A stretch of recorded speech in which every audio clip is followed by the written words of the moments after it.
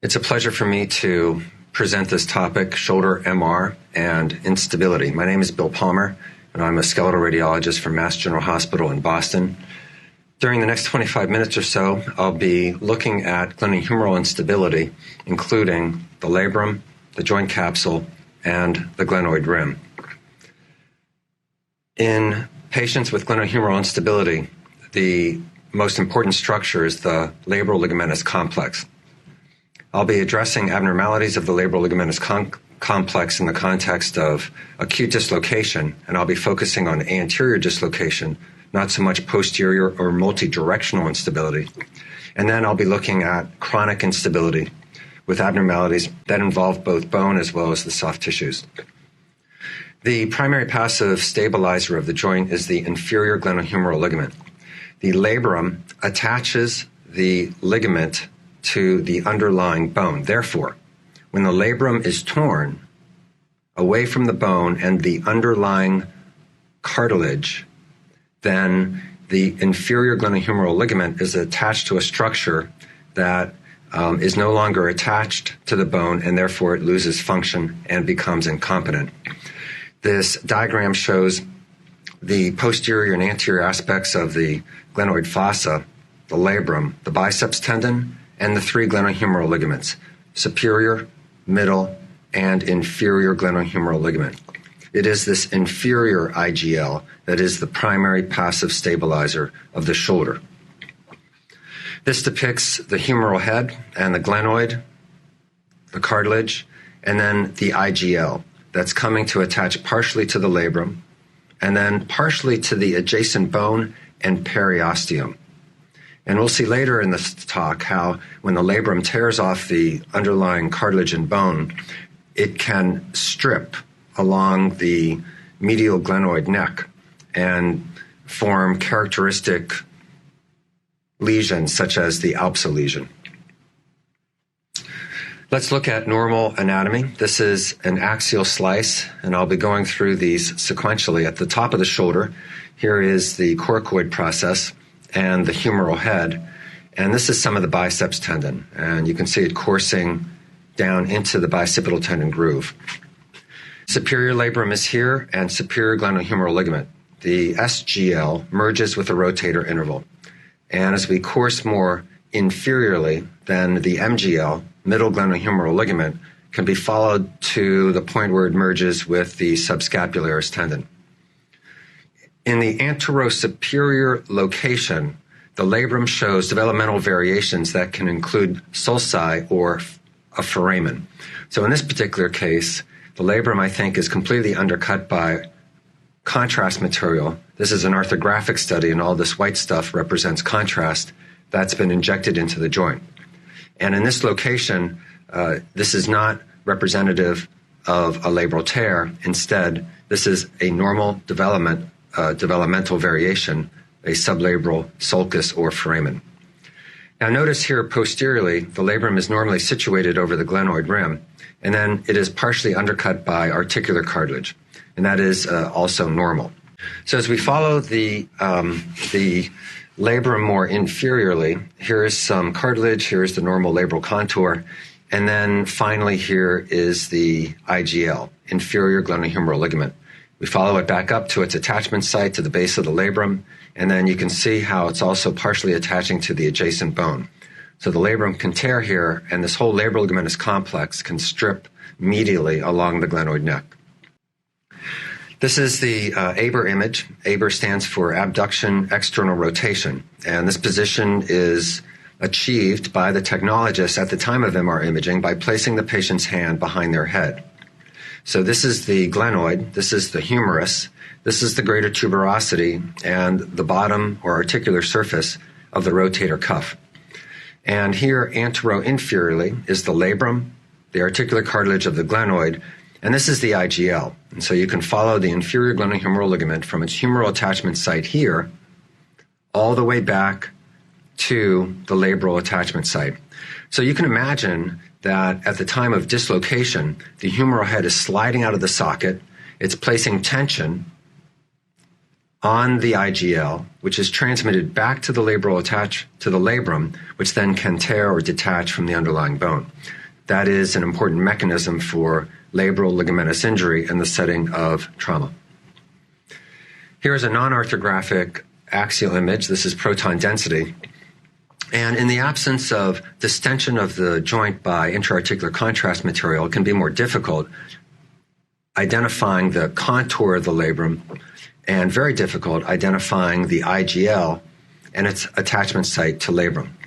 So more caudally in this case, here's the axillary pouch, and a presumption can be made that this low signal structure represents the capsule, and in this location it should be the IGL. So we can follow that. This should be IGL here, back up towards the labrum. So when there is a tear of the labrum antero-inferiorly, in the absence of contrast inside the joint, certain presumptions can be made. And if a tear is in a characteristic location, it can be presumed that it's at the location or attachment site of the ligament, and therefore is a lesion that may be associated with glenohumeral instability. The coronal images are valuable for demonstration of the superior labrum here. So you can see the articular cartilage of the humeral head, the superior labrum, the cartilage of the superior glenoid, and follow that articular cartilage down inferiorly. And then here is the inferior labrum. So the labrum always should be situated, when it's normal, over the glenoid rim, as in this particular case. So how do we diagnose labral tear? Well, an important criterion is the presence of sublabral fluid. So fluid that is either inside the labrum or, commonly, at the junction of labrum and the underlying articular cartilage. Associated findings in the presence of labral tear include contour irregularity, a signal increase inside the labrum, which can reflect degeneration or the tear itself, and I think most importantly, the presence of fragment displacement from the glenoid rim. So the further the fragment is displaced from the glenoid rim, the more likely that it is a torn labral fragment. It's important to look for adjacent articular cartilage defects, so chondral lesions, flaps, focal defects are all associated with adjacent labral tears and can increase diagnostic confidence when present. Likewise, a paralabral cyst, which is a small fluid collection that I'll show subsequently, is pathognomonic for an adjacent labral tear. Let's look at some examples of labral tears. So here's an 18-year-old who has known glenohumeral instability. And these are axial gradient echo images, and we're starting at the apex of the joint and looking here at the humeral head. And can follow the biceps tendon down into the bicipital tendon groove. On the gradient echo image, articular cartilage is high in signal intensity. Now, this is a normal posterior labrum. It just so happens there is a retroverted glenoid with a developmental variation resulting in a hypertrophy or thickening of the labrum and a more extensive undercutting by cartilage. But except for that developmental variation, this is a normal configuration of labrum, cartilage, and subchondral bone. Okay, let's return to the anterior labrum. So we're superior here, and now anterosuperior, and this could represent a developmental variation in this location. In other words, a sublabral foramen. And as we go more caudally, here now we are antero-inferior in location, close to where the MGL is merging with the tendon of subscapularis. And in this location, notice the irregular contour and these abnormal linear regions of high signal within the labrum that can be followed caudally. So in this location, we do not expect to see either a sulcus or foramen. And this is the level at which we expect to see the IGL, which is probably here, attaching to the labrum. Therefore, the IGL is attached to the labrum that is torn and displaced mildly from its underlying labral fragment, and therefore this ligament may be incompetent, and these findings may be associated with glenohumeral instability. So we don't frequently obtain an Aber image in a non-arthrographic study of the shoulder, but in this case we did. This thickening here represents the joint capsule.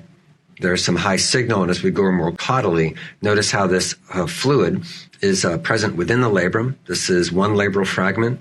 Here's the other labral fragment that's attached to the adjacent cartilage.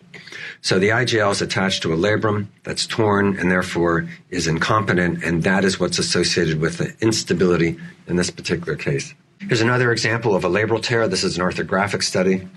MGL, subscapularis, biceps tendon, anterior labrum. It looks normal on this particular slice, and then a little bit of undercutting, more undercutting where no normal sulcus should exist, undercutting here as well. And then on the Aber images, here's the lesser tuberosity, the biceps tendon in the groove, the greater tuberosity, the articular surface of the rotator cuff. And as we continue down, here is the anterior labrum, and we're starting to see the IGL. As I go down one more slice, here's the IGL attaching to the labrum. Here's contrast in the tear. And then here's the tear, and here's a paralabral cyst. So fluid in this case has passed through a tear and into this very small extracapsular location, extra-articular location, and that represents the cyst, a finding that is pathognomonic for an adjacent labral tear. These are the coronal images in the same case, and from posterior to anterior, we can see the inferior labrum. This is the tear, this is the capsular tissue, this is the fluid, and then here is the paralabral cyst. Okay, and then the labral tear here, antero-inferiorly. In a different case, here's a normal appearing anterior labrum, posterior labrum, MGL, subscapularis tendon, MGL merging in with subscapularis. And then here is some high signal that's undercutting a piece of articular cartilage. So notice that there is contrast in the joint and that this contrast is leaking under the cartilage adjacent to the antero-inferior labrum. And then here's the tear of the articular cartilage. So this is a cartilage flap or location where delamination has occurred. And notice that there is this low signal structure that is projecting down into the axillary pouch, and we can follow it back up to the inferior labrum. And this could represent a labral fragment, most likely, but also pieces of articular cartilage from up in this location, for example, can also be detached partially and then displaced into different locations, most commonly the axillary pouch. Okay, so we have an antero-inferior labral tear, chondral flap, and a partially detached labral fragment displaced into the axillary pouch. And here on the Aber images, lesser tuberosity, biceps tendon, greater tuberosity, rotator cuff tendon, normal articular surface, very smooth. And then here, we're starting to see the IGL. Notice the high signal in this area, and that reflects the chondral lesion. And then here is the contrast that's leaking under the labrum at the chondral junction, labral chondral junction here. This is the tear. And here on the coronal images, T1 weighted with fat suppression, T2 weighted here, and we'll follow these images posteriorly.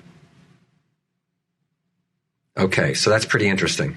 Here is the labrum, here's the contrast in the tear, here's the chondral flap. There's even some subchondral bone marrow edema associated with this chondral flap. And then here, you can see this partially detached displaced labral fragment. Notice that this is low in signal intensity, but more distally we have a trilaminar appearance. So low signal, high signal, low signal again. And so therefore this is a labral fragment and then a piece of articular cartilage as well. And so together then they become displaced into the axillary pouch. And of course that can cause mechanical symptoms, and just like a displaced meniscal fragment in the knee, needs to be removed. So let me turn now to the second of three topics, acute dislocation and the expected imaging findings. So Dr. Hill and Dr. Sachs in 1940 published the groove defect of the humeral head, what we now call the Hill-Sachs fracture or impaction fracture or defect or deformity. This is how it happens. The patient in this case has been scanned at the time of dislocation. And what it illustrates is in this sagittal or oblique sagittal plane is scapula, clavicle, coracoid process, glenoid, humeral head. Because it's an impaction injury, this fat-suppressed T2-weighted sequence shows impaction-related bone marrow edema involving the glenoid as well as the adjacent humeral head. Next slice, we're starting to see the defect, and this defect is created by the glenoid rim. The glenoid rim can fracture, or it can impact into the humeral head, causing this large defect. So this defect is so large that it's engaging the glenoid rim, and it is not reducible. And so this patient will have to be reduced under general anesthesia. But here you can see the large hatchet-shaped defect in the humeral head, the so-called Hill-Sachs defect. Okay. And here it is, and here it is again. And then here in the coronal plane, in this case, very large Hill-Sachs defect, and then the glenoid rim that's causing this fracture. Let's look at some cases in the setting of acute dislocation. Here's a construction worker. He's 38 years old. He was on a ladder, slipped, and fell about 20 feet and hurt both of his shoulders. And when transport arrived, he was taken to the hospital where the radiographs were negative. He went on to MR. And I have here side by side a gradient echo axial image and then a fat-suppressed T2-weighted image. And let's just follow these images down. Okay, so we're already seeing something right here. And this is not normal. And on this fat-suppressed sequence, this represents edema, bone marrow contusion. It's at the superolateral aspect of the humeral head, and therefore it represents a Hill-Sachs fracture. This is a mild degree of impaction with adjacent bone marrow contusion. So this contusion, of course, is only going to be seen in the acute or subacute setting. Down the road, after the healing process has taken place, then all of this will dissipate. So you'll expect to see the impaction phenomenon of bone marrow edema in the acute or subacute setting. So we're going to follow these images down, and now we see a very, very abnormal anterior labral ligamentous complex. And one of the most important things to look for in the setting of a dislocation is an abnormality involving the glenoid rim. Because if there is a fracture antero-inferiorly, the prognosis is greatly decreased. And you would expect this person to go on to chronic glenohumeral instability, and a soft tissue repair at arthroscopy is likely to be insufficient. And it'll be necessary instead to reattach the bone to bone, either using a screw, or if the fragment is too small for that, to perform a procedure such as the Latarjet procedure, where there is a bony block that's placed at the antero-inferior glenoid rim to help re-stabilize the joint. But here on the gradient echo and the T2-weighted images, this is in the acute setting. This is not an orthographic study. This is a joint effusion. You can see this deficiency of the glenoid rim antero-inferiorly, which represents the fracture. Here is the fracture plane, and then it extends down inferiorly. And notice that the IGL here, this is subscapularis attaching to the humerus.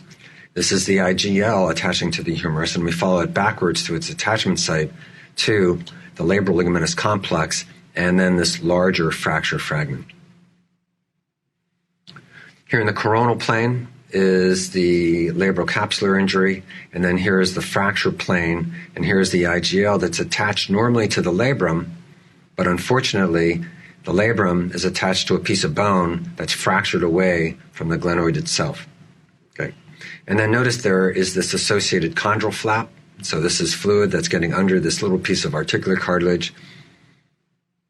And then here's the fracture again at the IGL attachment site. And the sagittal images are going to be excellent for demonstrating the size of the fracture fragment. This is a T1 weighted image, this is a T2 weighted image, and then here's the fracture line. So this would be considered a large fracture fragment, but it's non-displaced. Here's the same individual, but now we're going to look at the right shoulder. So this guy was very, very unlucky. So now, as we come more inferiorly, here's the MGL, and then here's a deficiency of the glenoid rim, and then notice this is the fracture fragment. So some of this is labrum, some of this is bone, and this puzzle piece fits right here. And so the glenoid rim fracture fragment is displaced a substantial distance from its donor site. And then here it is on the gradient echo image. And so this shoulder most certainly will go on to chronic instability unless a repair is performed. Okay, so here's the large fracture fragment. Here's the IGL that's followed back to its attachment to that fracture fragment, which is displaced wildly from its donor site. And then here in the coronal plane, here's the fracture fragment, here's the IGL, and then this is the degree of diastasis or separation between the bone at the donor site and the fracture fragment. So let's look at some other examples in the setting of acute dislocation. So American football player, 17 years old, got tackled, no deformity, no obvious dislocation, had to leave the game. His MR is 2 weeks following the injury. These are oblique sagittal images, T1 weighted, fat suppressed T2 weighted. This is an orthographic study, and it shows a very minimally depressed Hill-Sachs fracture. But what is much more obvious, I think, is this large bone marrow contusion with marrow edema involving the humeral head. And when you see this, then you can make a certain conclusion very confidently. And the conclusion is that this person has had an anterior or anteroinferior, a subcoracoid glenohumeral dislocation.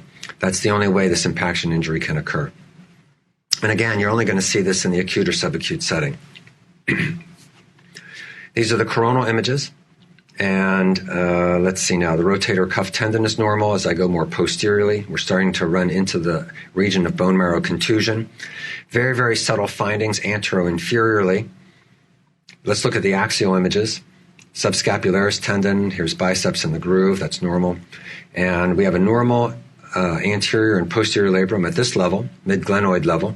And now we're going to take it slice by slice inferiorly. We're starting to see something here. At that point, it's equivocal, but not anymore.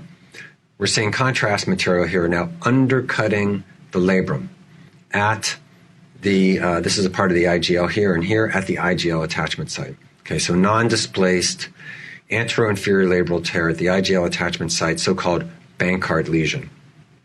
17-year-old wrestler. So here's a non-orthographic study. There's a Hill-Sachs fracture with bone marrow edema. And so this is the anterior labrum. It's displaced from the glenoid rim. We're going to follow this labrum down inferiorly, where it continues to show this linear high signal, this fluid, undercutting the labrum in the location where there should be no normal foramen. Therefore, this represents a labral tear. And this is a part of the ligamentous complex, a developmental variation, a combination of MGL and more distally IGL. But again, the most important point is that the IGL is followed back to this labrum, which is torn away from the glenoid rim. 23-year-old, this is a pitcher. He tripped and fell. Pitchers aren't as coordinated as position players. And he gets up but has shoulder pain, has this MRI. So now we have these coronal images, and they are T2 weighted and fat suppressed. This is the cuff tendon that's coming down to the greater tuberosity. We can see the superior labrum here. He's a pitcher, so he has a small labral tear. Here's the problem. This is what's related to the fall. Notice this acute edema and hemorrhage, and this is the IGL. Here's the labrum, and they are separated. And I'll come back to this anterior slice that shows the anteroinferior labrum. This is the tear, the edema and hemorrhage related to the capsular stripping along the glenoid neck. And then more posteriorly, the labral capsular complex looks normal. Okay, here's a little bit of the edema from the Hill-Sachs fracture. Axial images, just minimal impaction injury. The MGL, the labral tear, normal posterior labrum, and we can follow it caudally. Okay. Another picture. He literally threw his arm out of the socket, a 98 mile per hour fastball. And you can tell here that he's had, this is not a new labral tear because of the increased signal intensity. This is not an orthographic study. It's a gradient echo sequence. And there's this large effusion or hemarthrosis from the injury. So here's the labrum. It's displaced from the glenoid rim. Here's an adjacent chondral defect. And more distally, the displacement of the labrum medially from its expected location. Here's the labrum. It should be here, but it's pulled back more posteriorly. Here's the location of the chondral defect. And then more caudally, here's another displaced labral fragment in the axillary pouch. Okay, very similar to what we saw in the previous case, which also had a chondral defect and this anteroinferior labral tear. Coronal images, same patient, and we're starting to see the glenoid rim here. Here is the region where the articular cartilage is missing. Here the cartilage is followed down in the glenoid fossa. Here it is gone. This is where the labrum should be located. It's very deficient and small in size. And then here is the displaced labral fragment. And notice at the end of this small sliver of labrum, there's another trilaminate appearance. So this area right here of absent articular cartilage reflects the fact that the cartilage fragment has now been displaced into the axillary pouch. So labrum and then articular cartilage with its trilaminate appearance. Same person, here's the focal cartilage defect, the piece of cartilage now displaced into the axillary pouch. Recent dislocation, and this shows a variation on a theme. So we have a proton density coronal and a fat suppressed T2 weighted image, and all this edema and hemorrhage in the region of the posterior circumflex neurovascular bundle. And so here's the labrum, that looks normal. Here is the IGL, and it shows a normal attachment to the labrum. But as we follow this IGL around, this is the axillary pouch here, not here. As we follow this IGL around to this point, we notice that it is separated from the bone. So this is fluid that's in the joint, and it is continuous with fluid that is outside of the joint. And so that means that there has been a detachment of the capsule, the IGL, from its humeral attachment site, the so-called Hagel lesion, humeral avulsion of the glenohumeral ligament. And as I come a slice more anterior, you can see this continuity of fluid, the separation of the ligament from its expected attachment site to the bone, and then here all this fluid that's spilling out side of the joint. Well, okay, let's go on to the last of the three major topics, and that is chronic instability. So now we're going to look at the MR imaging findings in patients with chronic instability. So here's Derek Jeter sliding into home, and he has this knee that's been pushed into his left shoulder, and he's not doing very well, and he's taken off the field.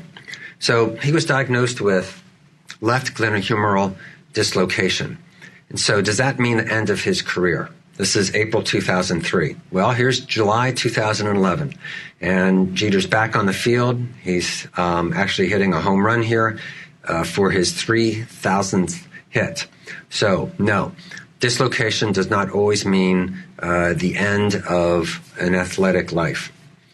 And however, depending on your age, it can mean something very serious. In other words, a predisposition for repeat dislocation, and then therefore the development of chronic instability.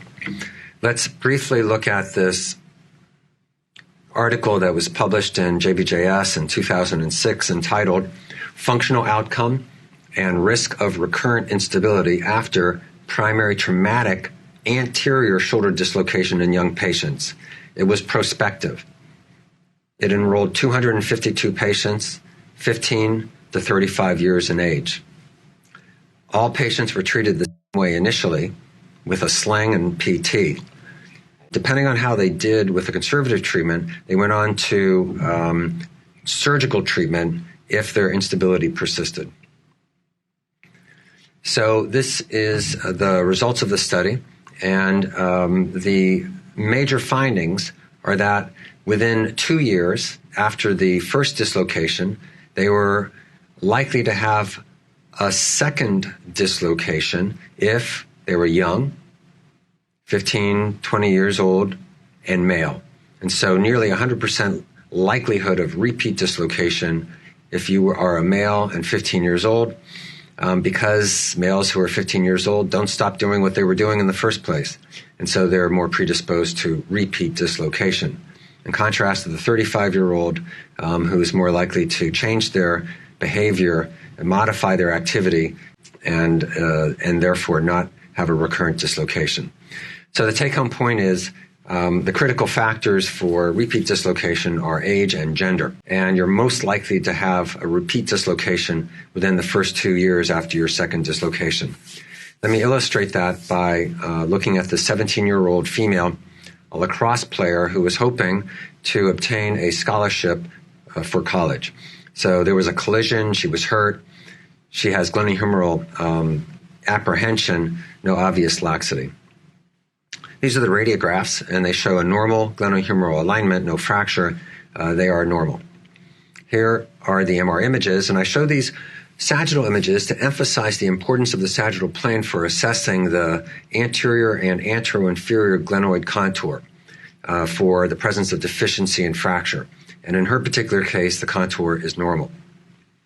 These are the gradient echo axial images. Here's the biceps tendon and the normal MGL, the normal sublabral foramen anterosuperiorly, and then now the anteroinferior labrum. Here it looks normal.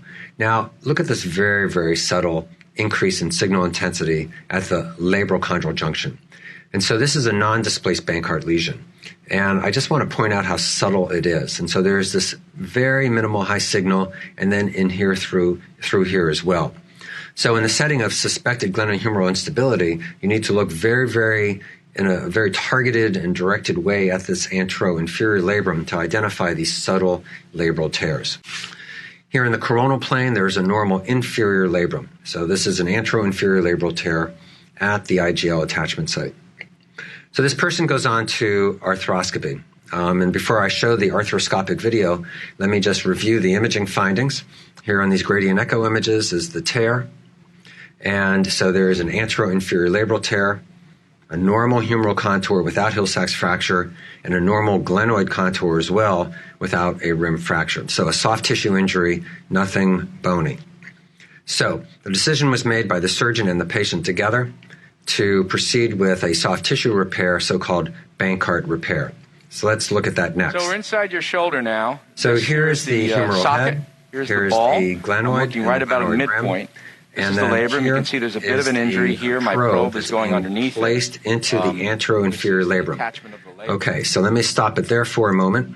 So now I'm looking down on the front of your shoulder. There's a bit of an injury here. Okay, so this is the anteroinferior labrum. The capsule is attached to that, and the probe is being inserted into this labrum, which is easily displaced from the glenoid rim. And so what's going to need to be done is a reattachment of this incompetent labral tissue back to the glenoid rim. Probe is going underneath it. So we're going to look, this is a posterior portal. Now this is looking from above, and so this is an anterosuperior portal. And the superior glenoid is here, the inferior glenoid is down here. This is the posterior glenoid rim and the posterior labrum and a normal sulcus between the posterior labrum and its chondro-osseous attachment site. So now we'll focus on the anteroinferior front of region, your shoulder. So the back is here. The location there's the ball of the labral there. tear. So the now is here. This is the ligament injury. My probe put again is into that labral tear. Front edge of the hammock is injected hemorrhagic tissue due to the tear. So you can notice, if I just go back for a moment, this fraying, which represents primarily localized synovitis and fraying of the labrum. So now the repair has been done. And so if I'll just stop the video to show the humeral head, this is the glenoid fossa, this is the anterior labrum, and this is some suture material. So all this in here represents the labral ligamentous tissue. If I pull out here, that you has can see the been attachment of the ligament all the way. rim. If I give That's a a push, small chondral defect in this location. So what the surgeon just did was bump the humerus to show that it is no longer subluxating over the glenoid rim. It's sort of the edge of the hammock. Okay, so he's very proud of his There's result. the ball in the back. So these are the suture materials. This is the reattached tissue here. It won't go out anymore. And he's bumping That's the going to humerus, scar. These little that sutures it's are no going to longer sort of subluxating. get stuck in the scar and so pull out of the way. You soft won't tissue see them repair. anymore. So the 17-year-old does very well. No apprehension 4 months following the surgery. And so she signs to go to college and joins the lacrosse team. Now, 13 months post-op, she's playing lacrosse, and there's a subluxation event, diving for the ball. So she tries to return to play. It doesn't work out very well. persistent pain apprehension. And these are her radiographs now, showing the 2 anchor sites, but that's all. And then here's the MR in the sagittal plane, showing 1 anchor site, another anchor site. This is an orthographic study. The glenoid rim is still normal in contour. And here are those 2 anchor sites in the attached soft tissue. This is now the axial plane, and the MGL followed down to subscapularis tendon. And we follow this anterior labrum down to 1 anchor site, and it's very difficult to see, but it's right in here. And although tissue can be followed to the anchor site, there's also a defect where there should be no defect post-op. And as we extend more caudal, this is the other anchor site. There's a focal defect here. That black dot represents some suture material. And then we have the IGL coming back and attached to the labrum that's displaced from where it should be attached to an anchor. So this is a recurrent anteroinferior labral tear at the IGL attachment site, and that explains her recurrent instability.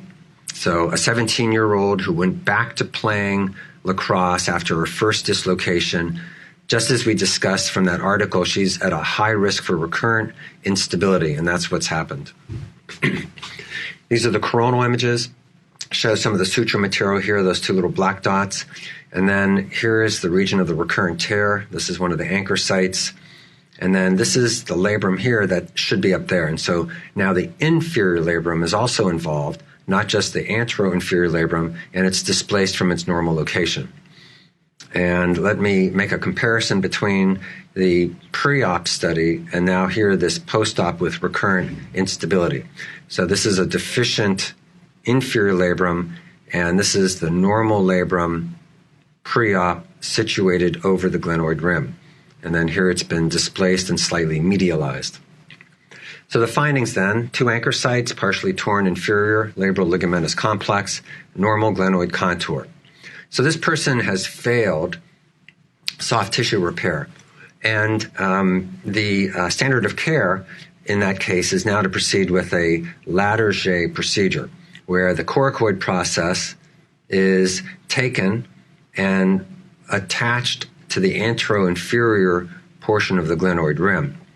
And that is taken along with the short-headed biceps and coracobrachialis muscle to form a sling to help support the humeral head in the socket. So now this is immediately post-op. You can notice the gas, and you can see that there's no coracoid process anymore. It's been cut right here and attached to the anteroinferior glenoid by these 2 screws.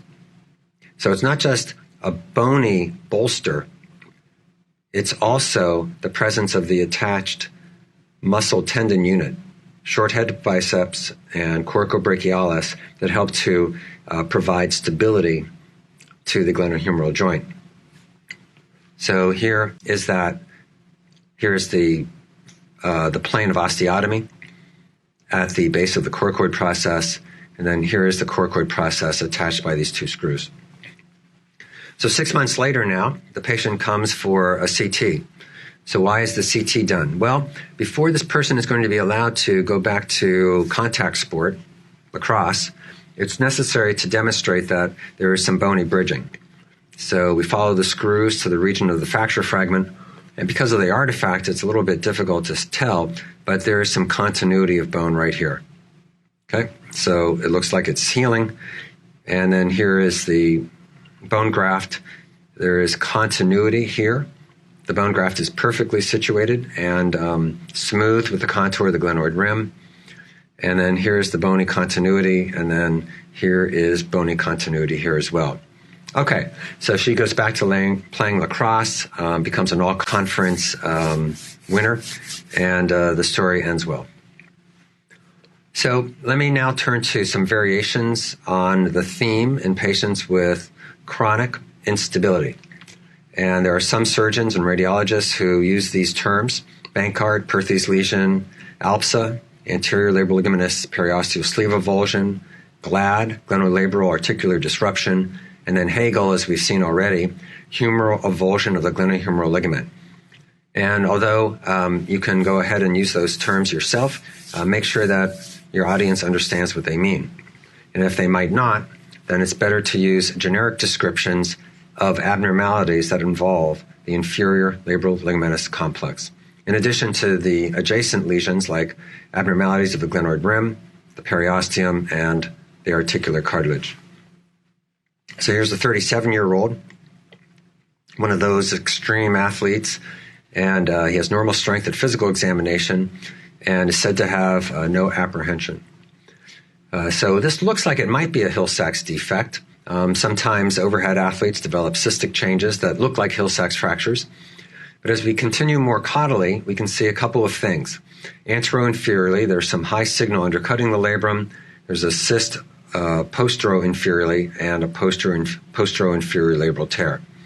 And then this labral tear extends down inferiorly as well. Here in the Aber images, the IGL, here's the labrum, here's the tear, here's the small paralabral cyst. Okay, so notice that the labrum is displaced in the Aber position, whereas it was not displaced in the adducted position.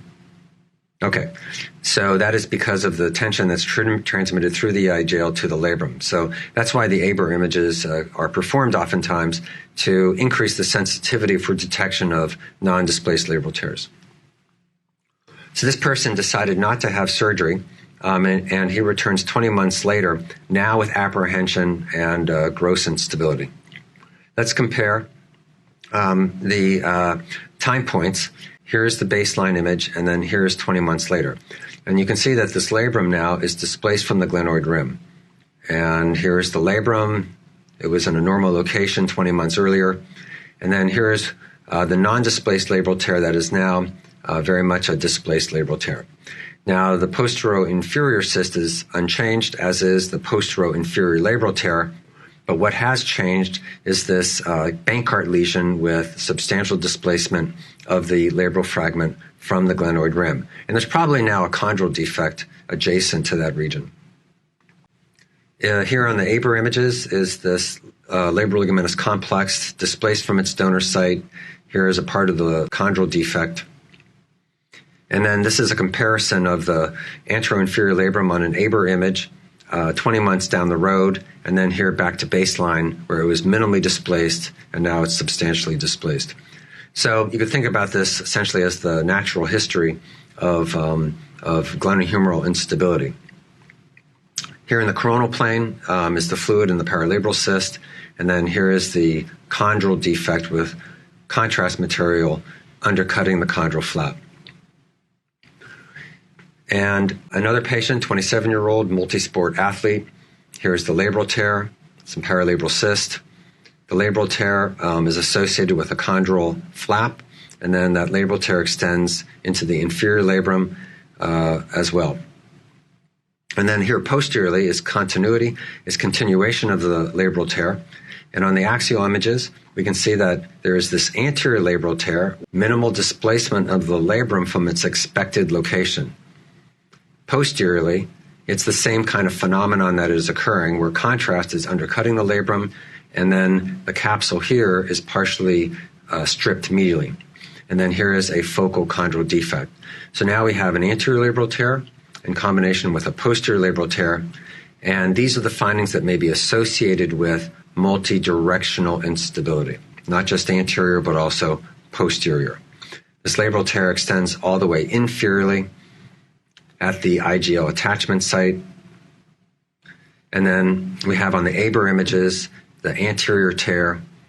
And notice that you can follow the IGL down to the labrum, displaced mildly, medial stripping of the capsule and periosteum.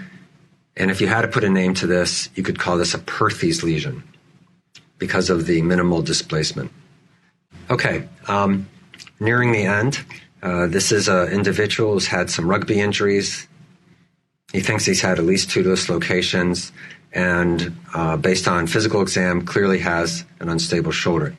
So right off, we see that there's an impacted Hill-Sachs fracture. And here's the anterior labrum. Here's the MGL. Here's the labrum that we can follow distally down to the glenoid. And so it is medialized. So here's the IGL coming up, and it is attached to a labrum that's scarred down and displaced from its expected location. So this is the so-called ALPSA lesion. And in the Aber position, here is the labral tear, and then here is the IGL, and it's followed down to this labral attachment site. The labrum should be here. It's displaced medially. This is capsular and periosteal stripping. So a medialized labral ligamentous complex, classic ALPSA lesion.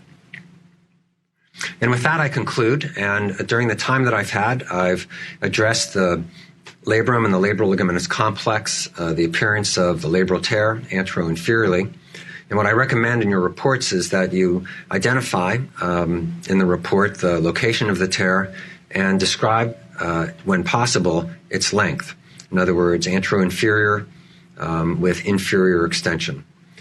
I've also gone over the appearance of bony lesions and labral tears in the setting of acute dislocation and contrasted those findings with their appearances in chronic instability. And I've also tried to review some of the surgical procedures, such as the soft tissue repair versus the Latarjet procedure. And with that, I conclude, and thank you for your attention.